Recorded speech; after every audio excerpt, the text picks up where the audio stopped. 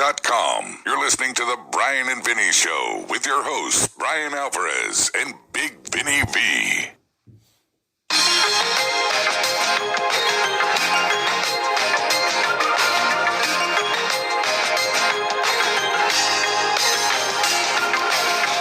It's the Bryan, Vinny, and Craig show here, April 21, 2020, figure4online.com/wrestlingobserver.com.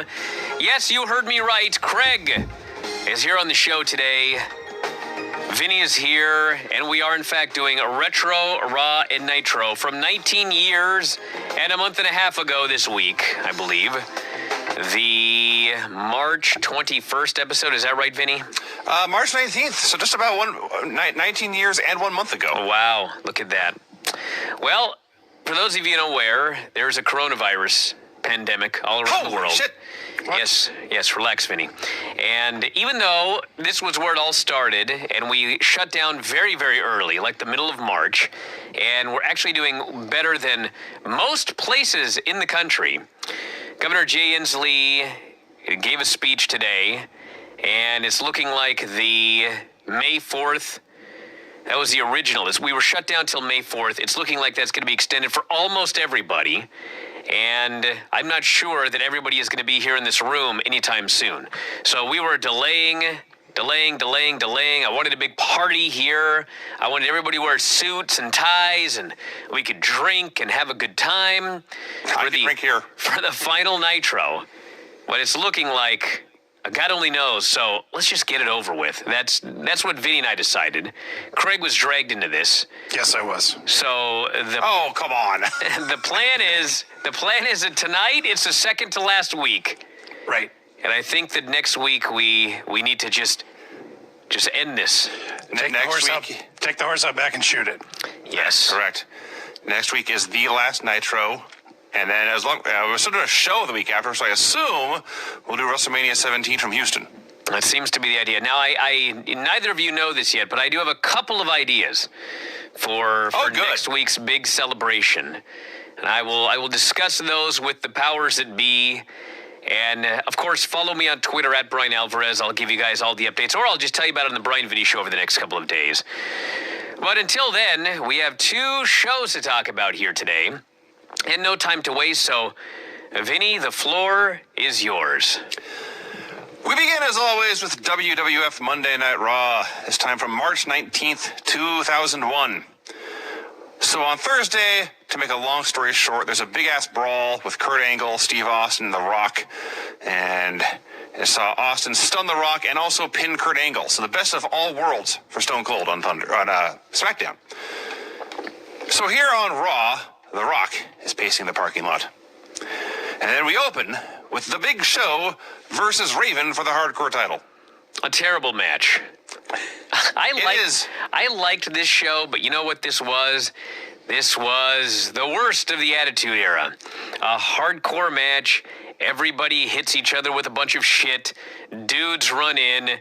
No one could possibly give a fuck. Even at the time, no one could give a fuck. And it was just bad. It's amazing. We've watched a Thunder or two in the past week, or past month. And a few years back, when we saw The Giant in World Championship Wrestling, who was astonishingly great. And here we are, I believe, 3 years later. What in the hell happened? He's worse at everything. Well, I mean, he was used well in WCW. He was friends with Hulk Hogan. He was always getting a push. He was a champion his first day in. Now he's a guy that just got sent to Fat Camp, and he came back. He doesn't care.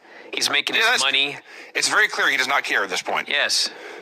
Can we stop the thing where they bring down plunder in a shopping cart, and every time they have to have a kitchen sink?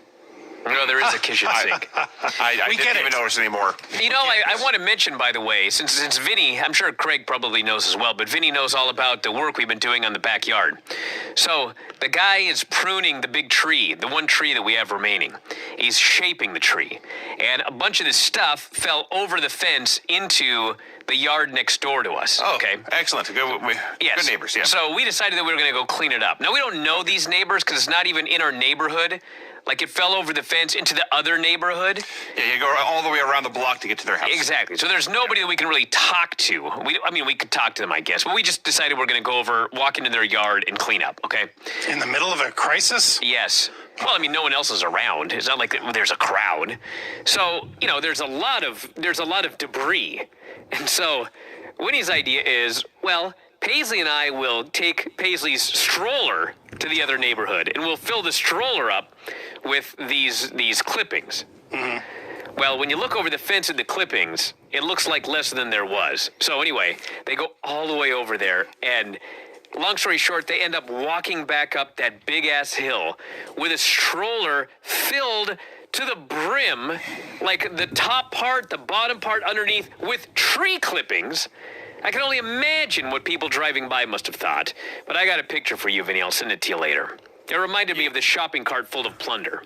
You have been spamming me with yard work photos. Yeah, looks good though, doesn't it? The yard work others have done for you is a very... Yes.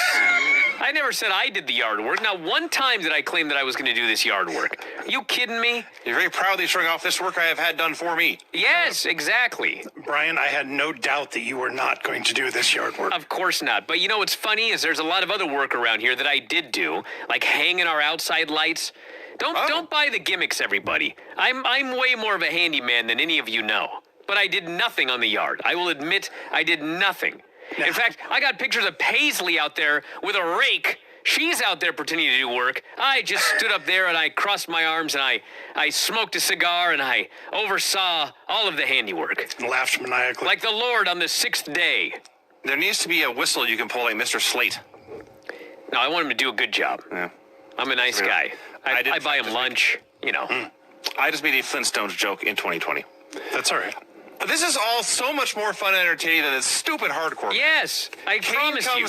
Kane comes out. It turns into a three-way. Kane clotheslines show. Raven steals the pin.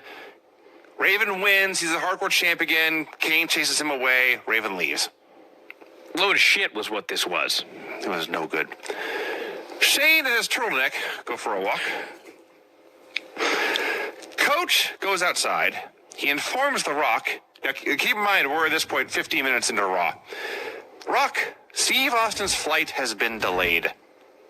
So, as you all know, it's very easy to get from any airport to any arena within an hour and, an hour and 45 minutes here. So at this point, he's going to miss the show. It's like a done deal. Rock is skeptical about this whole delayed flight bullshit.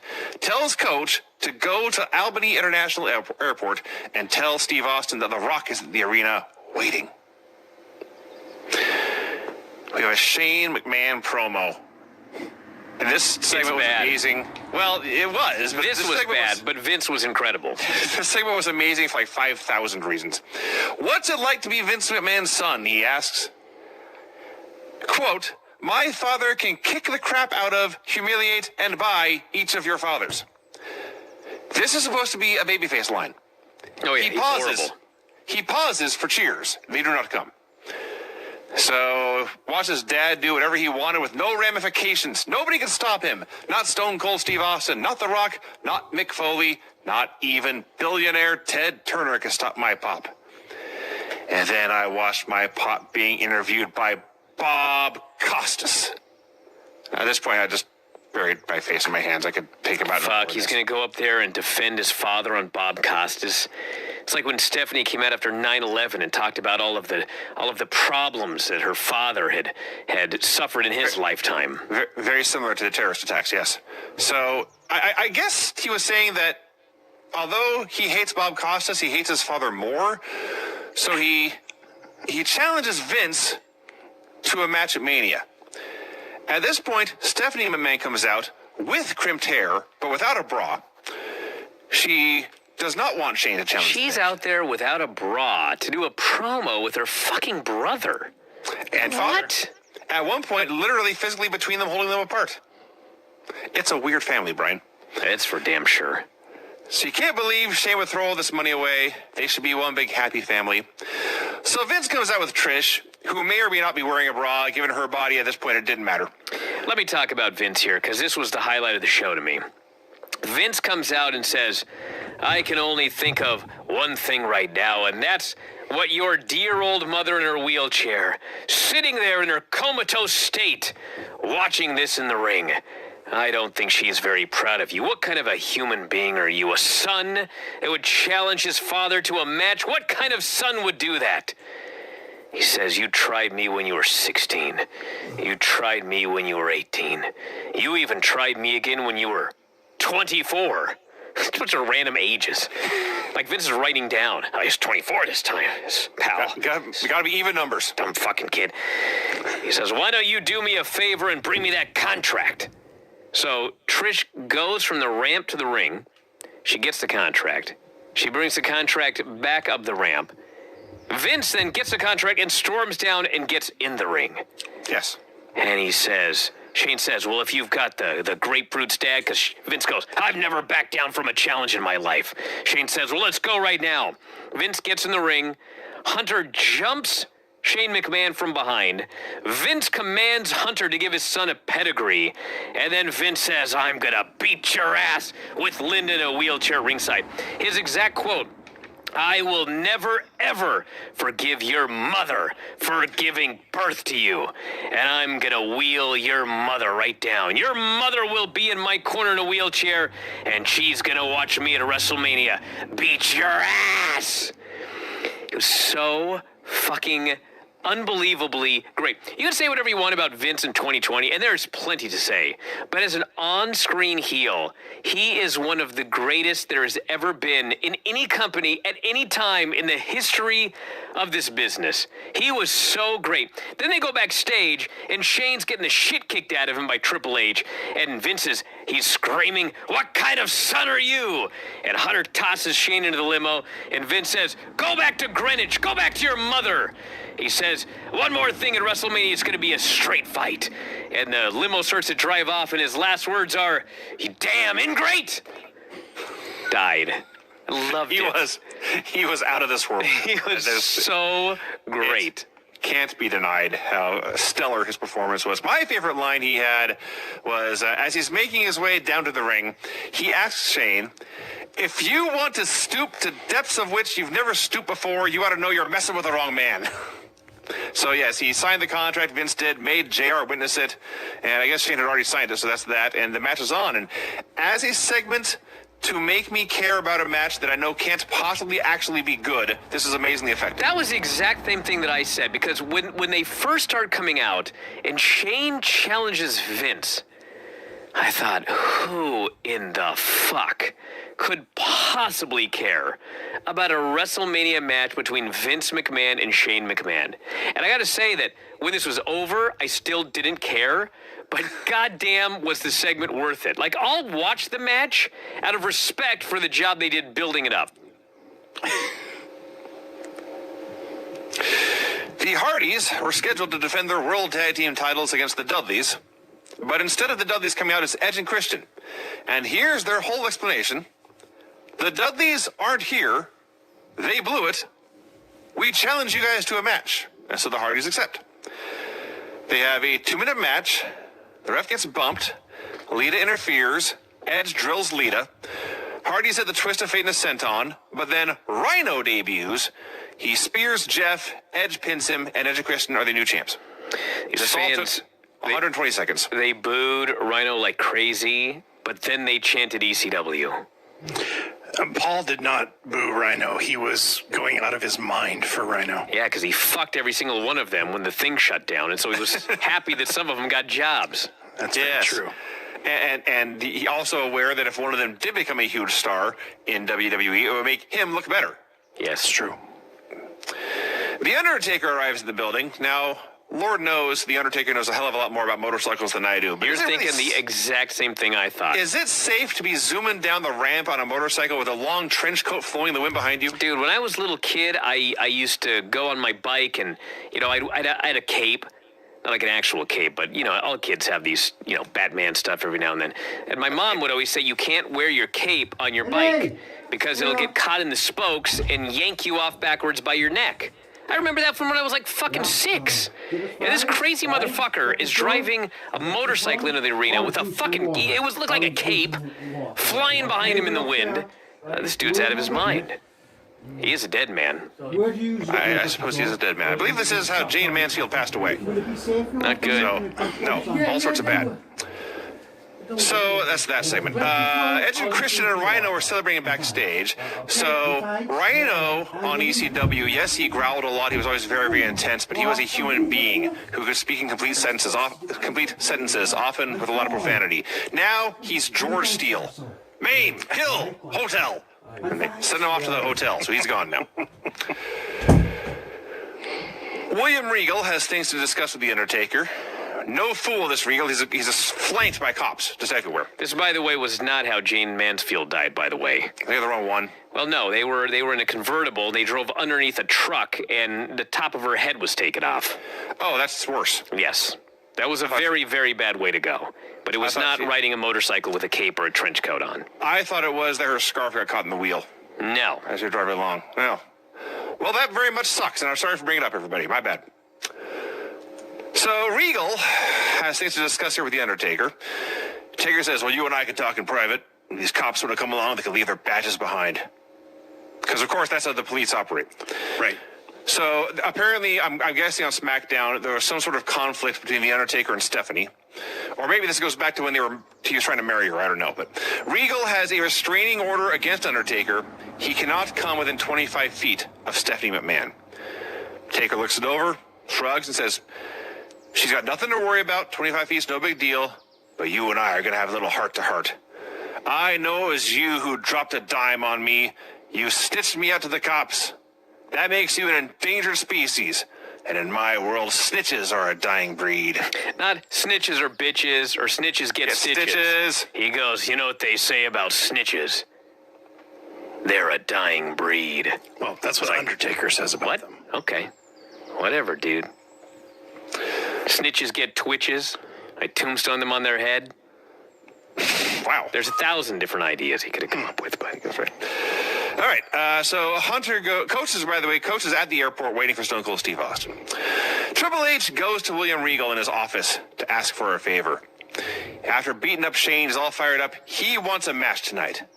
And Regal begins to suggest his rival Chris Jericho, but before he can get that far, Hunter shoots that down and says, no, I want Test. And Regal asks a question that kind of close to what I asked. Why would you want to waste your time with that miserable specimen? That is literally what he asked. Why would you waste your time on Test? Yeah. It's like, fuck. And Hunter that says, guy's look, done for. That guy took your European title. Let me get him back for you. And Regal agrees. So after break, Hunter goes up to Big Show, laughs at him for getting his ass kicked. So Show steps up in his face, but of course Hunter does not back down. He just says, you want revenge? You want a shot at the big red machine? You go mess with the American badass. And they go for a walk. I think Stephanie wrote this promo. Branding. A lot of branding going on. Well, she was part of creative at the time, so. Yeah. Taz versus Steven Richards. It goes 10 seconds. Val takes out the ref and attacks when who should come running out of the ring, down to the ring, but of all people, The Rock. Now, he did the only thing that would make sense. He killed all three of them. Cut a promo with Steve Austin, saying Austin doesn't have plane troubles, he's got rock troubles. And when he gets here, I'm going to beat his ass. And he leaves. Coach is at the airport. He does not see Stone Cold Steve Austin, but he does see Bubba Ray and Devon and the Dudley Boys. They quickly say, somebody canceled the reservations, but we've got a title shot. And they blow by Coach before he can tell them what happened earlier. And as they're leaving, Paul Heyman makes a joke about Buddy Holly flashbacks. Jesus. You know what's funny is I mean, granted they had a championship match they were trying to get to the building for, but the Dudleys arrived late and they're in a fucking frantic rush. Steve Austin shows up late, and him and Deborah are like going to go out to dinner. Like, they have no intentions of even bothering going to the arena. For it's 2 weeks before WrestleMania. He could not possibly care. Until goaded. Yes. By Coach's words.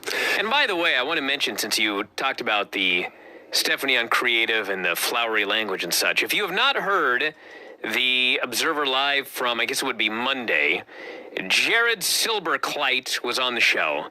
And he used to work in WWE's social media department. And if you've ever heard me reading one of the wacky Raw previews or anything like that on WWE.com, and you laughed at how fucking stupid it sounded, well, that's what he used to do. And he did, in fact, reveal that there is a handbook that you are given that tells you the words that you are allowed to say, the words you are not allowed to say, the various nicknames that you have to give to everybody. It has each wrestler's name, and it tells you what their nicknames are, what you're supposed to call them, what you're not allowed to call them. Can you imagine? I mean, you can't imagine, but it's just it's proof that it's as crazy as it sounds when you read it. Very good interview. Does he still have a copy of this book?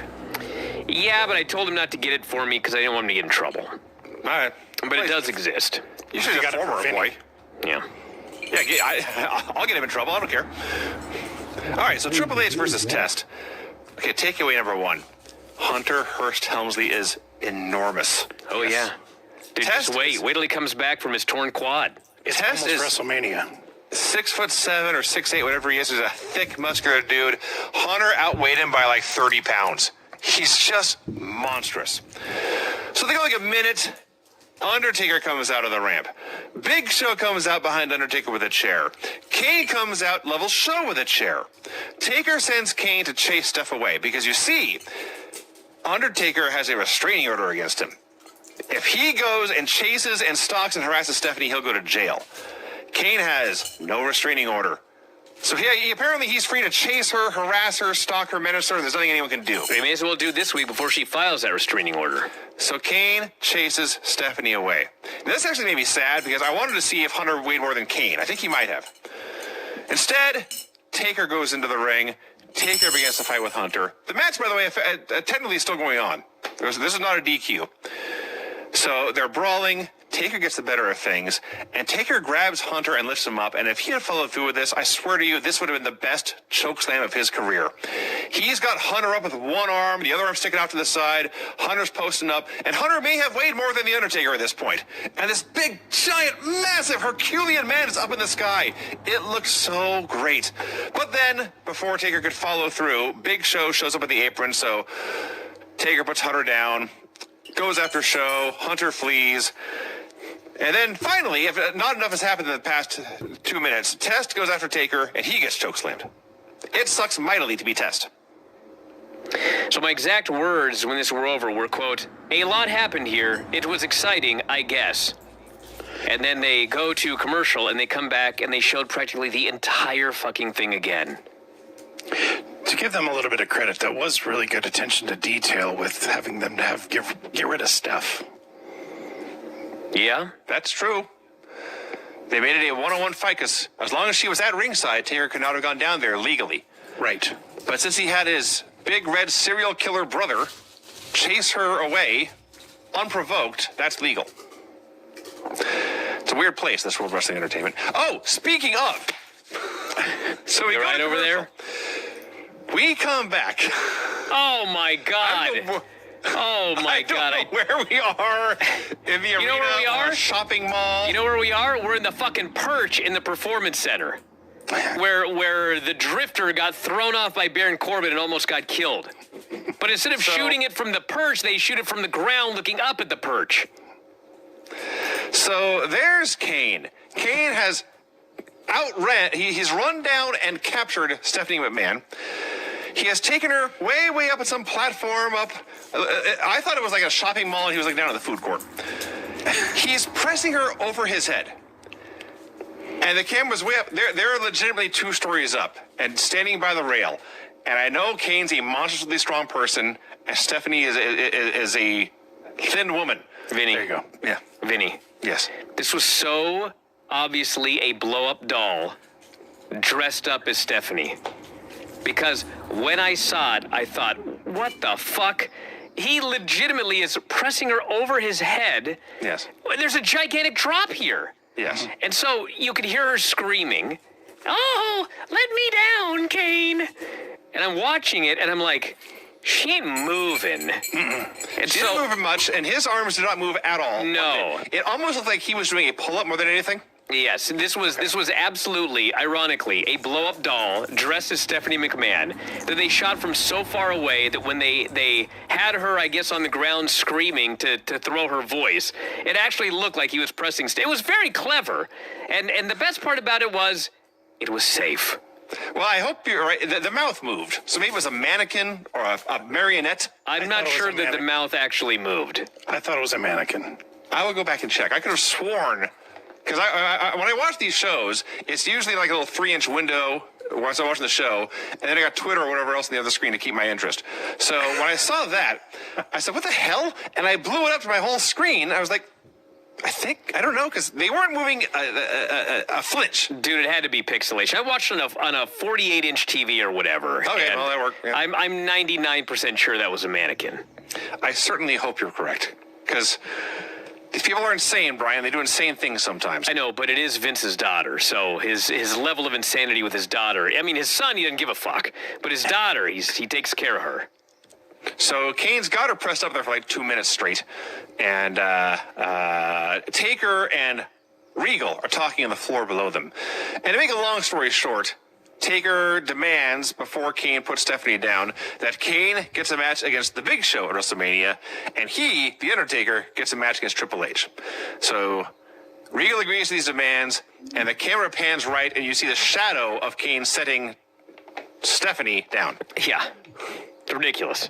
It's just ridiculous. Steve Blackman and Grandmaster Sexay. Look at this fucking match. Yes. X-Pac and Justin Credible with Albert versus Brian Christopher and the replacement for Scotty 2 Hotty, Steve Blackman. Yes. So what I loved about this is it's obviously a mismatched team. Steve Blackman and Grandmaster Sexay have 0 in common. But Blackman is trying to be a good sport. So Sexay keeps encouraging Blackman to dance. Blackman doesn't want to. Finally, he does the splits and jumps up and does a spinning kick because he does karate, but he does it like a dancing style. And as a result of this, he took his eye off the ball. He is attacked from behind, and they cut him off for the heat. That made me laugh. So there's a hot tag. Albert crotches and Albert bombs Grandmaster Sexay. Credible gets the pin. Whoop-de-doo. Yeah. The Dudleys assure William Regal that they are there for their title match. They've This made was it. so bizarre. They've made it to the building. They're here for the title match. He breaks the news to them. I'm sorry. That match has already happened. Edge and Christian took your place. They're the new tag team champions. The Dudleys say, wait a minute. That's not fair. We earned a title shot. We still want it. And Regal says, fine. No, it's even weirder than that. Their argument was, Regal, you said you wanted to be a fan favorite commissioner, so give us our title shot. And he says, okay. And I'm like, you're the most diabolical, dastardly, evil guy on the roster, allegedly.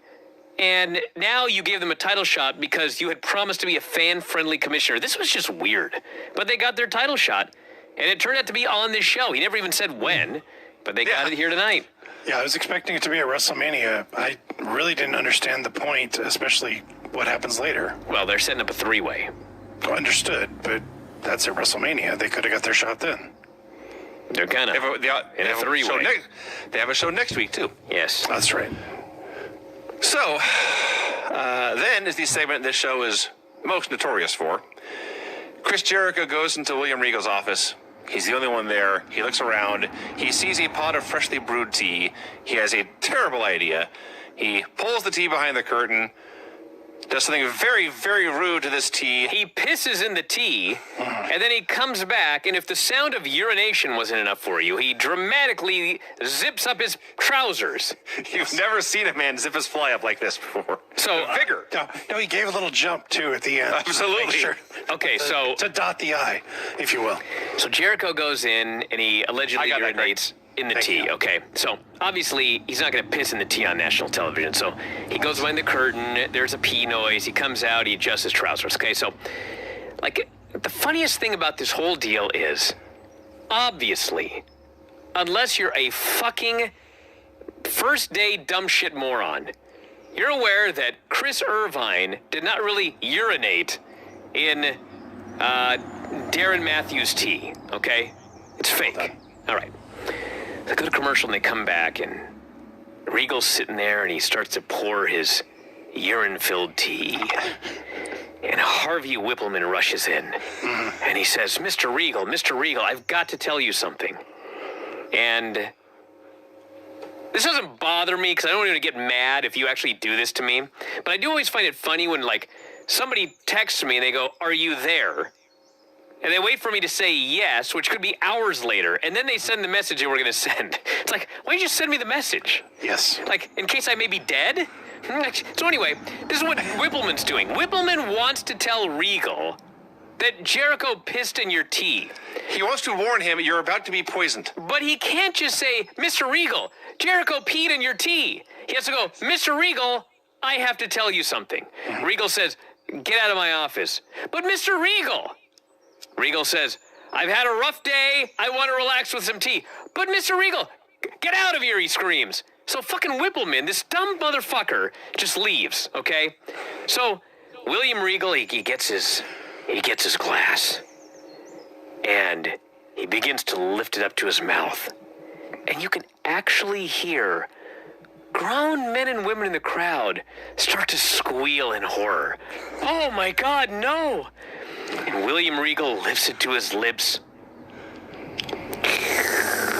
and he begins to slurp, and you hear them go, oh! I'm dying. And then he puts it down, and he starts to get the Regal face. And you can hear people laughing like, oh, this fucking geek drank the tea. What an idiot. And he gets the silly look, and then he goes, and he drinks some more, and they go, oh, my God, he drank it twice. And Regal goes, tart. And they cut away. And I'm like, this was the most amazing thing I've ever seen. These fucking fans, like, they freaked out that he drank piss. But he didn't. He actually drank. It was fake. That's how good Regal is. Regal is amazing. That's really how good he is. He built up that sip so good that they fell for it.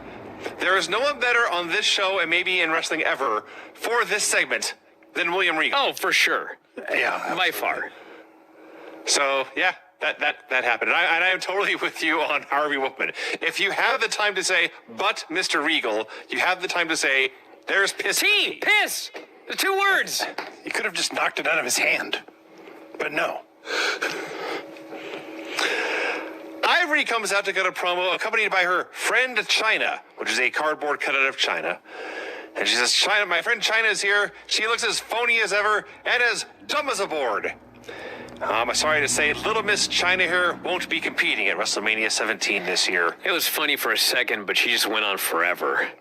I'd love to humiliate her at Mania, but I am a nice, caring, loving, civilized individual.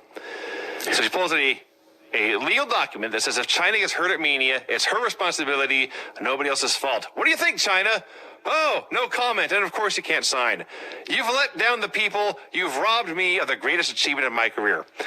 So then she attacks the cardboard China, puts her in the camel clutch, tears her head off, pile drives her. The headless cardboard China took a better bump than the real China ever took her into her entire. Well, I mean, the obvious question is, I mean, does a pile driver hurt if your head's been torn off? Doesn't that kind of go against the whole idea of a pile driver?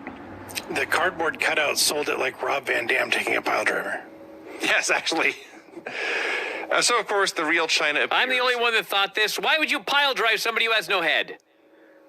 That's ridiculous. You're just looking for their spinal cord. Nah, they don't have a spinal cord anymore. They don't have a head. They do. I mean, it doesn't matter. Up here. Didn't yank. Hey, they'll be dead and paralyzed. You should, if you tear someone's head off, you don't pile drive them. You go after a limb. They could be dead and paralyzed. They only have 4 things left. Limbs. Right? Common sense. Arm, leg. That's 4. Yeah. Okay. I would have liked to have seen her try to put a figure 4 on the cardboard cutout. That would have been something.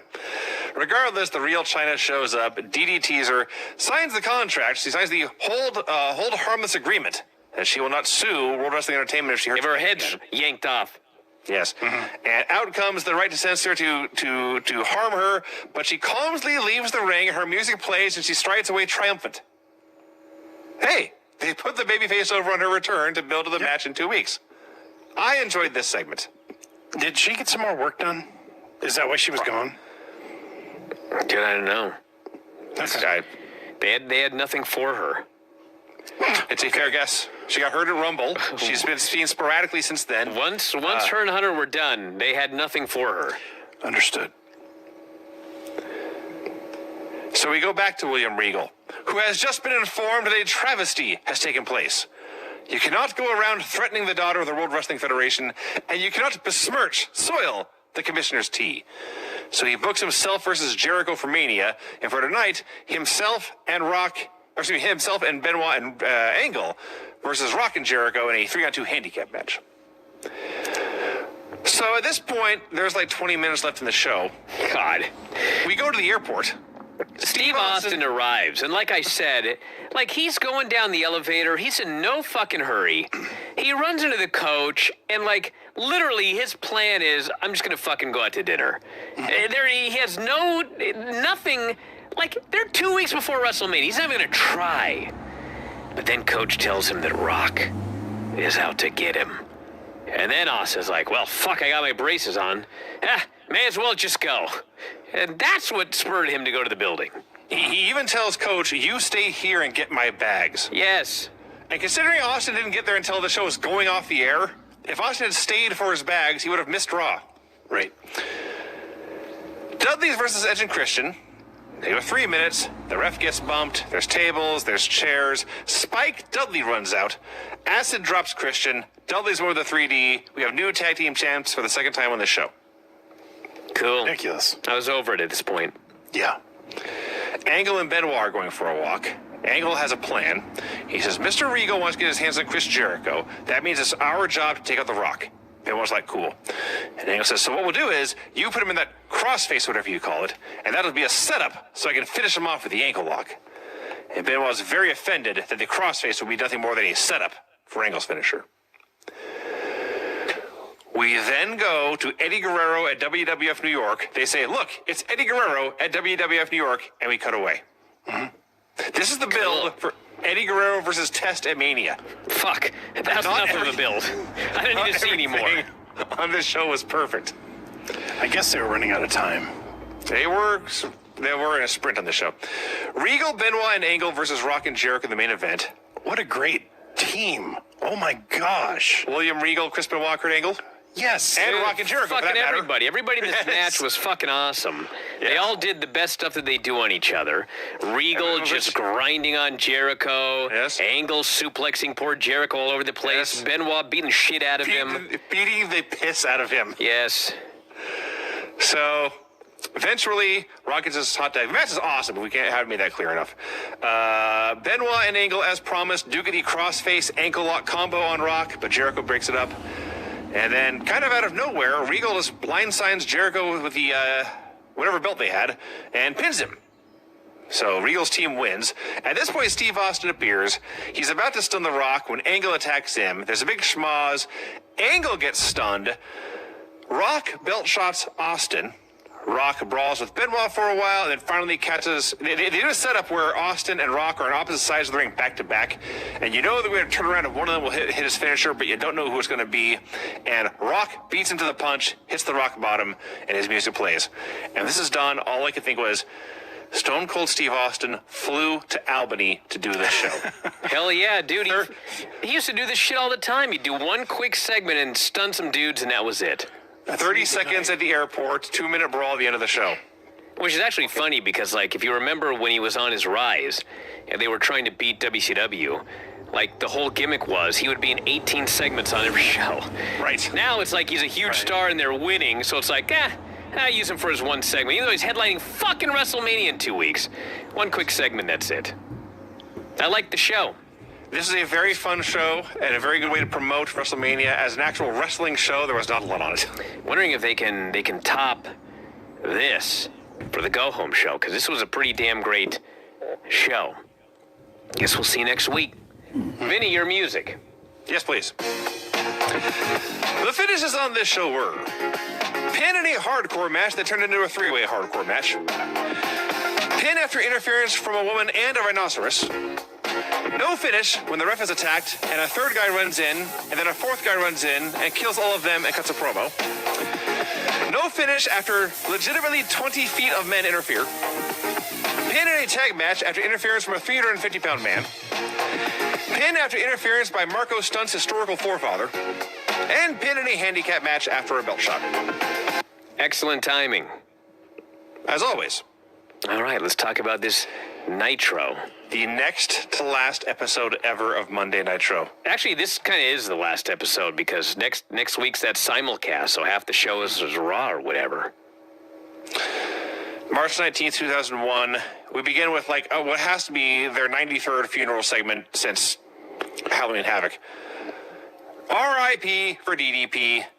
They're playing taps. They show a flag at half mask. There are shots of a trailer park in the background. And we get clips of Steiner retaining his title against DDP agreed last night. So Steiner and Flair and that whole crew is coming out for a promo when Tony Schiavone says the following words, which actually, this part I did write down word for word. Fans, a very, very important announcement to begin our telecast. Less than an hour ago, we learned here tonight in Gainesville that at some point we'll get a live call from Eric Bischoff, a live telephone call. And Eric has a huge announcement to make. We can only wonder and speculate exactly what Eric's huge announcement is. I bet there's a lot of wondering and a lot of speculating going on, especially after the announcement. Dude, there's a lot of people on the internet, but I mean, it certainly was not as many as today. I mean, I don't know. I mean, there were a lot of people on the internet, but those who were closely following wrestling on the internet, the wrestling audience, I don't know, maybe 10%. So you're talking like 90% of the viewers of this television show, they've just been fucking watching Nitro. And all they know is there are going to be some new owners coming in.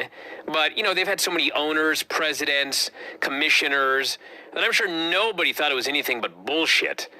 And all of a sudden, there's just like, tonight there's going to be an announcement. And when we get to the announcement, oh boy, I want to talk about that announcement. So Steiner brags about beating Page. Now he's on the outside looking in, just like Sting and Kevin Nash and Sid Vicious and Goldberg. He buries all the white trash fans. Flair brags about teaming with Jarrett to beat Dusty and Dustin Rhodes the night before. Schiavone cuts him off. That's an outright lie, he says. And Flair says, I should have made Dusty kiss my gator ass tonight here in Gainesville. At this point, the Rhodeses appear on the screen. I just loved when Flair claims that they won the match, which they did not. And Tony Schiavone is appalled. He goes, that's an outright lie, and I'll talk all over him to say it. Yes. Even at the end, when people thought that Tony sucked, he actually was very good. He was just in a shitty position. You know what? That's actually a good point. We haven't talked about it much, but as much as everything else went off the cliff in WCW over the years, Tony Schiavone was still doing his job, for the most part, very well. He was the one constant. Well, there was a reputation that at the end, like, he sucked and all the commentators sucked. And I mean, if you want to compare them to, like, you know, 1988 NWA or Jim Ross and Jerry Lawler, yeah, they sucked, but most of that was because, like, no one ever told them what was going on. They had no idea what was going on. You know, they were just kind of doing whatever they could to try to get through each taping. It fucking sucked there. Everybody hated it. But, I mean, despite all that, I mean, it was not as bad as people remember. He did a lot better job than people recall. Yes. So Dusty Rhodes is on the screen talking about winning the night before. Jarrett kissed his big white ass the night before. Flair's going to kiss his big white ass tonight. His line about Jarrett, I can't believe he actually said this on TV, and it made TV. Jarrett puckered those lips up and kissed old Brownie One Eye. That's what he said. Old Brownie One Eye. Wow. Dustin is just aghast in the background. Well, fucking horrifying. I was aghast in my room. So Dusty brings out Booker T in his new hairdo. Steiner says Booker T's been gone so long he forgot where the barbershop was. A very 2020 reference. Sure If you look hard was. enough, you can find one. Yeah. Booker. My hair is getting longer every day. I fucking cut it off right before this happened. Now it's going to be long again by the time I can go back to the barber. I might have found a Mark Barber last week. Oh, horrible. On the underground. Booker steals The dark web. the dark That would be the brunette web. That's true. Booker steals Chris Jericho's "Please shut the hell up" line. He tells Steiner, "I've been talking to the man." And Steiner says, "What do you mean? The man's right here." And he points to Ric Flair, who's still CEO. And Booker says, "No, I mean the man." And he says, "Steiner, you be back here in an hour, and you bring the gold." And you have clips of DDP getting taken out in an ambulance at Greed. So, backstage, Buff Bagwell and Road Warrior Animal, they're watching the replay of when Buff was mysteriously attacked backstage. And this is being shot by Buff's personal cameraman, the guy making the documentary Buff has hired to film them. God, it's too bad this place went out of business. I'm dying to see that documentary. So they're very mad at the cameraman for not getting the attack itself. They still don't know who's doing it. They list off all the victims who've been laid out at one point or another. Okay, let me ask you a question here. Mm-hmm. Okay, so one by one, members of the Magnificent Seven, or whatever their stupid group name is now, they've been laid out, okay? So why is the assumption that it must be somebody within the Magnificent Seven? Is it just they're such cocky heels that they can't imagine that anyone could take them out except one of their own? At least they could say that. When this is done, Animal and Buff have come to the conclusion that Lex Luger must be doing it, and they send the cameraman to find Lex. That's all I know. I don't know why they think it's Lex. I don't know what evidence they have that it might be Lex. None. It doesn't make any sense.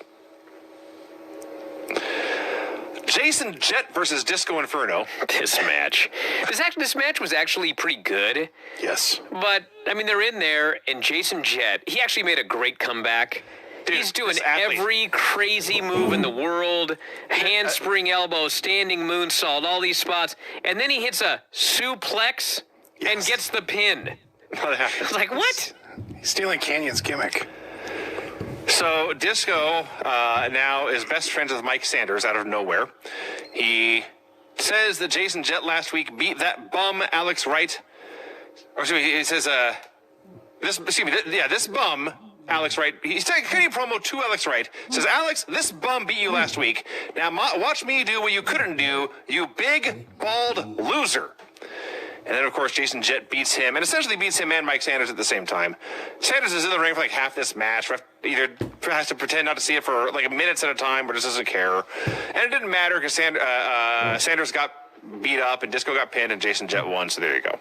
Hey, they're trying to push new people. I got to give them credit. With that said, I watched this a scant 5 weeks ago, and this guy was a seamstress or something like that. He made gear, correct? Yes. And this is what he put on display to show that he can make gear. There's trunks and knee pads and boots like any wrestler, and then it's kind of these stocking things running down the side of the knee pads. Right. Maybe he was busy making money selling all the good gear. It looked like something that Naomi would wear, almost. Kind of. So, correct me if I'm wrong, but Buff and Animal sent their camera guy to find Lex Luger, right? That's what I heard. Okay. The cameraman is walking around and narrating his own video, saying, "I've got to find Rick Steiner." He goes to Rick Steiner's room. This looks like Rick Steiner's room, he says, and he pokes open the door, and there's Flair and Jarrett having a meeting. And Flair is vowing he will not kiss in the ass tonight. And the cameraman says, "I don't need to hear this," and he leaves. All right. Whatever. I got bigger fish to fry. Shane Helms is in the ring cutting a promo. He promised to win the Cruiserweight title, and here she is, he says, holds up his new belt. But this comes with a blemish. "I earned this title shot at Super Brawl in a match I was not supposed to be in. I was taking the place of Billy Kidman. And Billy Kidman, you beat me once, but I beat you once. Now I need to prove it to myself. Let's get it on." All right, allow me for a moment. So it's Kidman versus Shane Helms, and it's just a whole bunch of moves. Move. I mean, it's good, but it's like just a bunch of spots. And Kidman tried to powerbomb early, but failed. He should know better. And so, if you recall on Raw, they did a fake pee angle, where Chris Jericho fake peed in William Regal's tea, and William Regal drank the fake tea, But the fans were all horrified, and they screamed in horror over something that was fake. Yes. Okay. Well, in this match, they're doing their match, and Helms grabs him, and he lifts him up in Gory's special position, and Kidman is upside down, and Shane Helms drops for the vertebreaker, and fucking Kidman lands right on his goddamn head. And now the fans scream over something real. They gasp. They think that Kidman is dead. It's I thought fucking Kidman was brutal. dead. Okay. So apparently, when the match is over, Kidman stumbles through the curtain. Everyone's making sure that he's alive. And they're like, what the fuck happened? You landed on your fucking head. And Kidman basically said, well, I know I'm supposed to tuck my head, but I didn't. Okay. That's it. Well, he's not wrong. He was just upside down. And With his arms hooked. And he knew he was supposed to tuck his head, but for whatever reason, he didn't. And he got dropped right on his goddamn head and almost killed. It was beyond terrifying. So it was a good thing that they eventually got rid of the vertebreaker in WWE, because even when you know, just like has happened with the Styles Clash, I mean, sometimes just shit goes awry. And when it goes awry with the vertebreaker, you almost die. So that's what happened here. Now, the good news is it was the finish. And he didn't die. He did not. Well, that's also good news. It was the finish, and he did not die. So Helms wins, obviously. He's immediately attacked by Chavo and Elix and Kid Romeo, and then Ray Jr. makes the save, and the ghost of Billy Kidman was there, helping to avenge his death and turn the tide. Next week, we are told, it's spring break out of Panama City. Oh! And the huge season finale. It sure was. You know what? We might have overthought this. We were talking about black tie affair. I'm thinking Hawaiian shirts and lays. Let's show up in bikinis. That's not going to happen. Dude, I'll do Hawaiian shirts. I got one. I would much rather wear a Hawaiian shirt than a tie. That's true. All right, fine. We're going to go all Panama City next week. Got it, everybody? Excellent. I need to find some Much happier. some bleach for my hair. The camera guy finds Lex Luger. He has been killed. Bam Bam Bigelow says, agreed. We saw somebody screw somebody else over. We saw a man who needed a woman to fight his battles in the ring. He has a rematch against Sean Stasiak tonight, and Stasiak went to fight his battles by himself. And he says, Bam Bam Bigelow is going out there to prove one thing, and that's to prove a point. Right. That's definitely one thing. So, the announcers, I know I just talked about how they weren't as bad as we all remember them being. Like an hour into the show, the announcer's like, wait a minute. Eric Bischoff's calling. Booker T said he talked to the man. Eric Bischoff must be the man. Right. They figured it out. Animal and Buff tend to Lex, who's not dead, it turns out. But they say they've all been laid out at one time or another. I see, it wasn't you, it wasn't me, it wasn't Lex. Jarrett and Flair are busy, they say. That only leaves one person. Has anyone talked to Rick? So even though the camera guy had been searching for Rick Steiner this whole time, now they're looking for Rick. A bad show, this Nitro. Stacy Keibler comes out for a promo. She wants a bigger ovation next time, but now she wants to introduce us to the Sean and Stacy show, and the star of the show, the mecca of manhood, Sean the Star Stasiak. God bless Sean Stasiak. Sure, he's a nice guy, but fuck, who the fuck thought this was like a great idea for a pairing? Sean Stasiak and Stacy Keibler? He comes out, he cuts a promo. Honest to God, it's fine. Like, it's definitely not great, but It is Pro Wrestling Heel 101. well, I mean, she comes out and she's like, I expect a bigger ovation from you people next time. I'm like, this is the most bottom of the barrel heel bullshit. Then he comes out and he goes, I out-finessed and out-wrestled Bam Bam Bigelow last night. I have no idea why the fans cheer Bam Bam. Oh, I know why. They're fat, out-of-shape, beer-drinking slobs that only wish they could look as good as me. I'm like, dude, is it the fucking 80s? What the fuck is this shit? So he calls out Bam Bam Bigelow. Bam Bam Bigelow comes out. Despite what Sean Stasiak said in his promo, there was a distinct lack of finesse in this match. None whatsoever. They just do a bunch of shit. Stacey throws so good. a fucking bottle of hairspray to Bigelow. Bigelow gets it, but he doesn't use it. Instead, he drops Stasiak on his head with the Asbury Park driver. He gets to pinfall and he wins. I know you misspoke and said she threw a bottle of hairspray to Bam Bam. She really threw it to Bam Bam. Yes, I did not misspeak. I only speak about what happened in reality. So then Stasiak has another fucking promo. Now, and what's amazing about the match and this segment that's happened is it's amazing how much awful stuff they packed into such a very, very short time. Oh, yes. This went like a minute. But afterwards, both Sean Stasiak and Bam Bam Bigelow are completely blown up. Okay, so they're blown up, and I know there's a lot of shit that we say, oh, this is a very famous moment. But I watched this fucking segment that I'm about to recap here for you, and I have no fucking idea how this segment did not fly under the radar. So Stasiak says the only reason Bigelow won was because he cheated. Bigelow says, I didn't cheat. I won clean in the middle. And Stasiak says, I want a rematch. Bigelow says, what's in it for me? Stasiak says anything. Bam Bam Bigelow then says, how about tattoos? Bam Bam Bigelow cuts his promo. And he says, you know how awesome it is when a little bitch is sitting in that tattoo chair and she's crying and she's in so much pain that eventually sometimes she just passes out, which is a bonus. I was like, what in the fuck?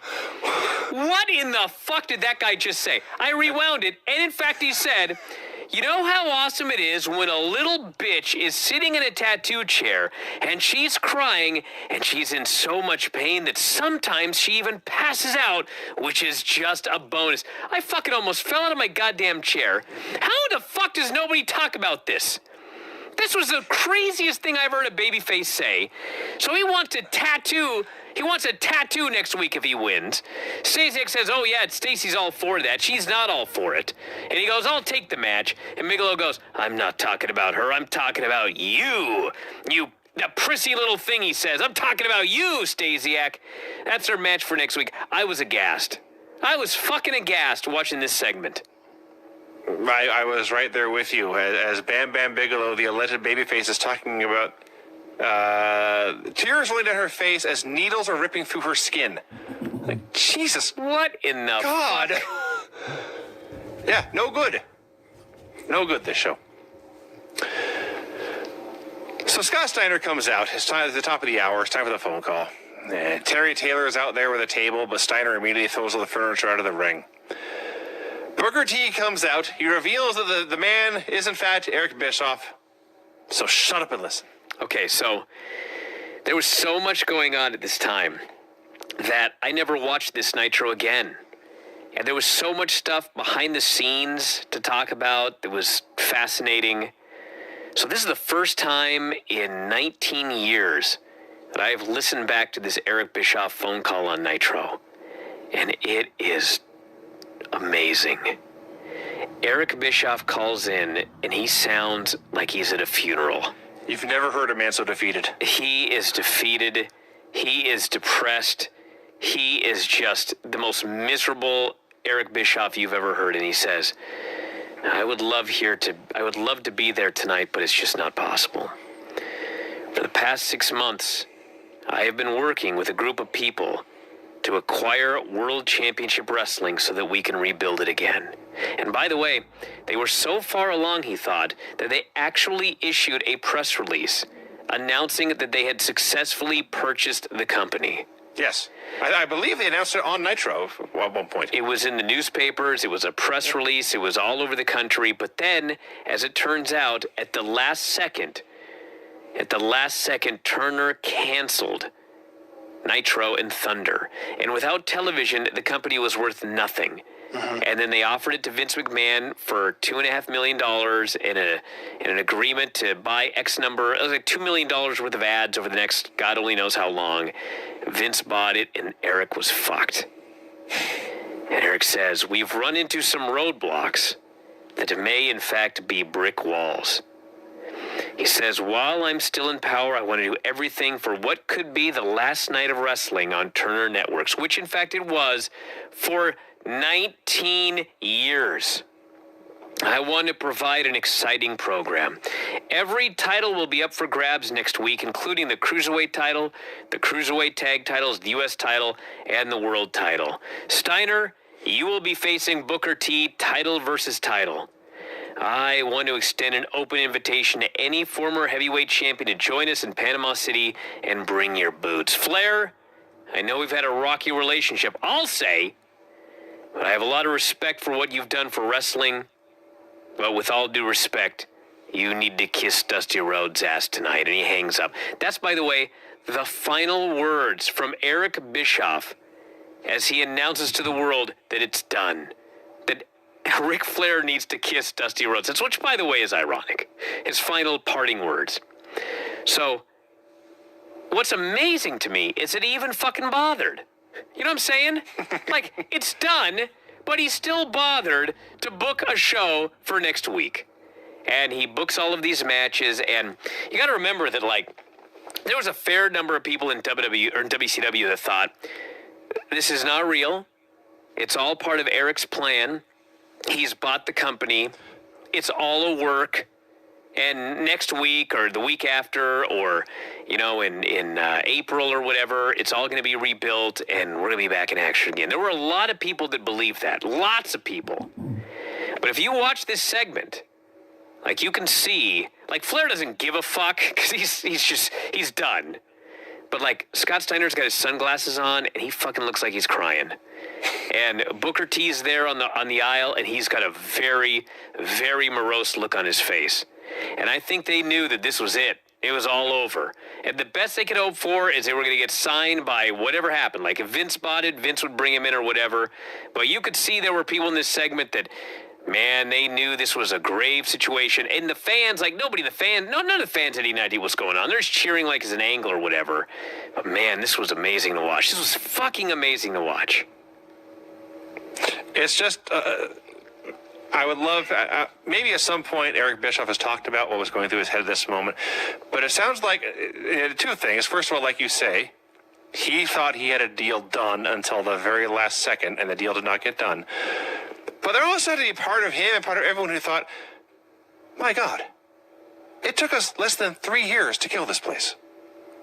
Things were going so well. And then went south so quickly. I promise you that going through his mind was not, it took us 3 years to kill this place. He was thinking about being screwed and AOL Time Warner and how it's everybody else's fault except his, which we've heard for 19 fucking years, by the way. And I would bet you anything that when he said there's a big roadblock, I'll bet you he thought there's a 2% chance I could pull this off in the next week. So he continued to do his show just in case. Sure. So after he's done, there's a brawl and a melee, and Steiner and Booker and security are all out there. Eventually, Booker clears the ring, and that's that. So Buff tells Jarrett and Flair that the rest of the gang is going to go confront Rick Steiner. They're convinced he's the one who has been attacking them. Flair says, I don't care. I am concerned with not kissing Dusty Rhodes' ass. He respects all of them, but he's got a problem. Jarrett tells them to deal with it themselves, and as they're shuffling off to do whatever, Ric Flair is just screaming to the ether, I cannot kiss ass! Am I Smooth versus Canyon? Okay, this match sucked. Yes. But, holy crap, the stuff Am I Smooth could do. Like, he's out there, he's fucking up atomic drops, he's taking back drops on his ass, but then this, I don't know, 6'4", 300-plus pound monster, he did the most amazing standing splash in this match. It looks like he's jumped off the top rope, but no, he's just jumped 8 feet in the air with his 300-pound body and comes smashing down onto Canyon. Dude, this Am I Smooth was a big, strong man. This is a hoss. And... you know, you can compare him to, like, Keith Lee, because Keith Lee does the high leapfrog and then the big drop kick. And M.I. Smooth did a leapfrog in this match. It was so fucking high. And I just watched it and I thought, this guy is even more agile and athletic and just as big as Keith Lee. But this was like his last match. Mm-hmm. After this, he was done. Because when he wasn't doing the cool stuff, his in-between stuff sucked. I realize that, but man, he was so talented. This fucking guy was a talent. He was charismatic. Yeah. And this was it. He was done. Yeah. So, among the reasons this sucked, it's not just the fault of the men in the ring. Randomly, Animal comes out and DDTs M.I. Smooth, and Canyon wins. The Cat runs out and fights them both off, and this leads to Cat challenging Canyon, Chris Canyon, and Road Warrior Animal versus the Cat and M.I. Smooth in a tag team match for the very last episode of Thunder. Mm-hmm. What? Mm-hmm. Okay. So, Brian and I recapped the Greed pay-per-view back before everything went to hell. And everything they did with Dusty and the Kiss My Ass match on that show, they did again on this show. Dustin has a giant tray of burritos. Dusty cuts the exact same promo on the burritos. They're working their way down his body, down to my saddlebags. It's going to be very stinky when Ric Flair kisses my ass. Rick Steiner versus Conan. Now, I know WCW has been dead for 19 years, but part of me thinks somewhere this match may still be going on.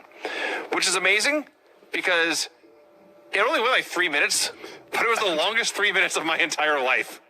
Like, nothing happened and it sucked, but it was short.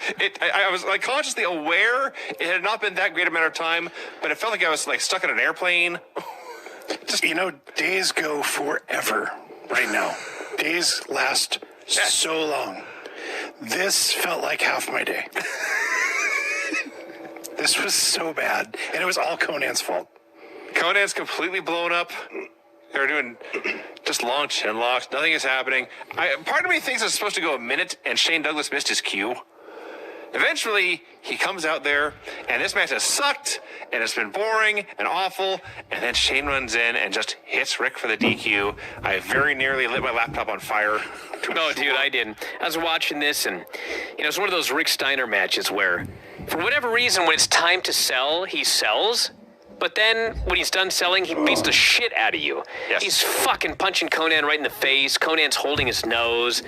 And when Shane Douglas ran in, my first thought was, if I'm Conan, I fucking kick this guy's ass. Why didn't you run in early? I was out here getting my ass handed to me, and you took an hour to come out here. Now, do you think Rick was giving him a little bit of receipt because he was screwing things up so badly? No, this was what Rick was doing to everybody for weeks. Well, there is that. And then, so it's a DQ, and then I don't know where Shane went to. He just left, and Rick, he's selling the cast shot. He's down, he's grabbing his head, he's hurt, and then he stops, and he gets up, and he punches Conan out more, and eventually Hugh Morris makes the save. So all of Rick Steiner's buddies backstage confront him and accuse him of being the one who's been taking them out. He says, there's nothing going on. I just got out of the ring. I've known you guys 8, 10, 12 years. I never jumped on any of you guys. I'm going to go cool off. You better be gone when I get back. And I hope for these men's sake they were gone when he got back. Lance does a promo where he must have planned a 1 minute promo, and they told him you got 10 seconds to go because he's talking 1,000 miles an hour. Last night, me and Mike Awesome beat Hugh Morris and Conan. Now we have a non-title match. After we beat Palumbo and O'Hare, we will get a title shot. There's not a team alive that we can't out-wrestle or beat up. Sooner or later, those belts are ours. So Flair backstage is with Jarrett. He's still panicking. He says, it's the moment of truth. And Jarrett says, you're the CEO. Act like the boss. So it's Lance Storm and Mike Awesome versus Sean O'Hare and Chuck Palumbo. Okay, so if you recall, Palumbo and O'Hare faced Luger and Bagwell on the last show, which we talked about like 2 months ago. On the pay-per-view. And yes, they have a shitty 2-minute match. No, it was Nitro, I think. Anyway, it was the pay-per-view. It was the Greed pay-per-view. Is that true, Vinny? I'm pretty sure it was. Anyway, whatever. So they do this short, shitty match, and then they go through the curtain and they say, that's all we could get out of him. Right. So it's Palumbo and O'Hare versus Lance and Mike Awesome. And Lance and Mike Awesome go in there, and they fucking have a great match with these two guys. Yes, they do. And Lance is bumping his ass off all over the place, and that's your fucking job as a worker, to make the other guys look like $1 million. And that's what Mike Awesome and particularly Lance did here in this match. They're just doing all of this stuff, and Palumbo and O'Haire look great. Lance is selling for him like crazy. This big comeback. The place goes crazy for Palumbo making this comeback. Everything's going great. And then, of course, Mike Awesome grabs a chair, and he's supposed to hit Palumbo from behind. He hits him right in the back of the fucking head. So hard. Almost kills him, busts him open. Palumbo's half dead, and Awesome hits a powerbomb, and Lance and Mike Awesome get the pin. But, man, dude, Jesus. This chair shot. My guess, okay, is that Lance and Palumbo and O'Haire and these guys were all going to get signed to WWE one way or the other when WWE bought the company. Because, of course, WWE went through, and I forget, it was like 24 contracts or something like that they picked up from WCW. But, I would not say that it is impossible that this match here got these guys hired. Because they all looked so fucking good in this match. Like, how can you not watch this match if you're WWE and not say, I want all these guys? So, it was great. But Luger and Bagwell, fuck, they couldn't get anything out of these guys. Yeah. Like it was the other guy's fault. Yeah, I'm pretty sure this chair shot to finish this match was actually more violent than the vertebreaker we saw earlier in the show. Oh, for sure. But I'm pretty sure these same two teams had a match a couple months back. I specifically remember Mike Awesome and Sean O'Haire being in the ring together. And all I can remember from that match was it was so good when Lance was in there and so bad when he was not. Well, this match, for the most part, was good all the way through. And either Mike Awesome just did better, or Sean O'Haire and Chuck Palumbo were improving rapidly. I'd like to think the latter. And, it was by far the best match of the night on either show. And then Mike Awesome had an ECW moment, thought it was Masato Tanaka, and just destroyed a chair and a head. So it's time for the big finish. Flair and Jarrett come out. They call out Dusty Rhodes and his big fat white ass. And Dustin Rhodes comes out first and says, I'm going to introduce you to my father, Dusty Rhodes, and his big fat white ass. And I actually wrote down, Dusty comes out with his big fat white ass. And lo and behold, Dusty comes out with a big fat white ass. Yes. As in a barnyard animal. A donkey with Dusty's ass written on its ass. In case you didn't get the joke. This is the second to last Nitro. This is the last legitimate. This is the main event segment of the last pure Nitro in the history of pro wrestling. That's fitting. That's very fitting. The donkey's name was Silvadala, baby. Or something like that. So Flair and Jarrett argue about which one of them will kiss the ass. I can't do it, you do it. I can't do it, you do it. This is a ruse. They jump Dustin together. They beat him up. Dusty saves. There's a big four-way brawl, and they just drag the heels over to the ass. They kiss the top part of the back in front of the tail. I'm like 90% sure I would have kissed this ass where they kissed it instead of kissing Dusty's ass. Yes. Oh, for sure. But the best part is, like, the baby faces shove the heels faces into the ass. Of the ass. And Jared, like, his face hits and then he starts selling and running away. Flair's just like... Milking. Milking is the wrong word. Eating the ass is the wrong term. But man, he's there for a long fucking time. And then he does his big Ric Flair sell and he's going crazy. And I was just watching this and it's funny because, like, Flair cried for any reason. You know what I'm saying? Like, anything that happens in wrestling, Ric Flair cries. Sure. But man, WCW's dying. He's kissing a horse's ass, and he's like, fuck, I'm making the most of this. He's just, he's so glad this is done. He is over WCW. The load is off his shoulders. It's the best thing to happen to him in years. Yes, he is auditioning for a job here, and he did a hell of a job doing so. So there you go, everyone. One Nitro. There's one left.